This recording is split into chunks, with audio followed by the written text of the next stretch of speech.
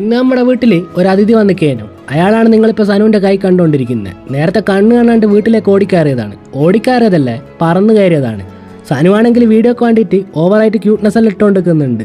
ചോദിച്ച പാടന്നെ സനു നമുക്ക് കുരുവിനെ തന്നിട്ടുണ്ട്. ചെറവറ കൊത്തോട് കൊത്താണേ കുരുവി. അങ്ങനെ അതിഥിനെ വീട്ടിലാക്കിയിട്ട് ഞാൻ നേരെ അറക്കലേക്ക് വെച്ച് പിടിച്ച് പൂരാണേ ഇന്ന്.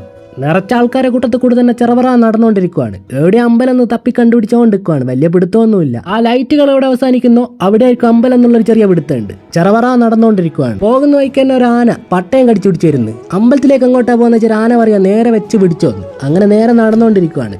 ആനനെ കണ്ടാലും കടൽ കണ്ടാലും മതിയാവില്ല എന്ന് പറയുന്ന നേരെ തന്നെട്ടാ. ഞാനും കുറെ നേരം വായും പൊളിച്ച് നോക്കിയിട്ടുണ്ട്. ചെന്നവഴ അമ്പലത്തിൽ പൊട്ടോട് പൊട്ട്. നിങ്ങൾ പൊട്ടൊന്ന് കാണ്.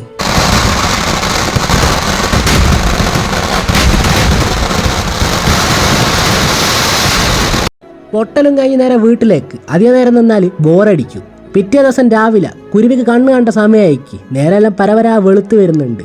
അധികം നേരം കയ്യിൽ വെച്ചോണ്ട് തന്നെ കുരുവിക്ക് പോവാൻ മടിയാന്ന് നിങ്ങൾ വിചാരിക്കേണ്ട. സനുവിന്റെ കയ്യിൽ നിന്ന് ഇങ്ങനെല്ലാം രക്ഷപ്പെടാനാവോ എന്നുള്ള ചിന്തയിലാണ് കുരുവി. ഒരുമാതിരി കിളിവാറിയ അവസ്ഥ. കിളിക്കെല്ലാം കിളിവാറുമെന്ന് എനക്ക് തിരിയാത്ത. നിങ്ങൾ വിചാരിക്കുന്നത് നന്ദി കാണിച്ചല്ല, പേടിച്ച് വരണ്ടോടിയതാണേ.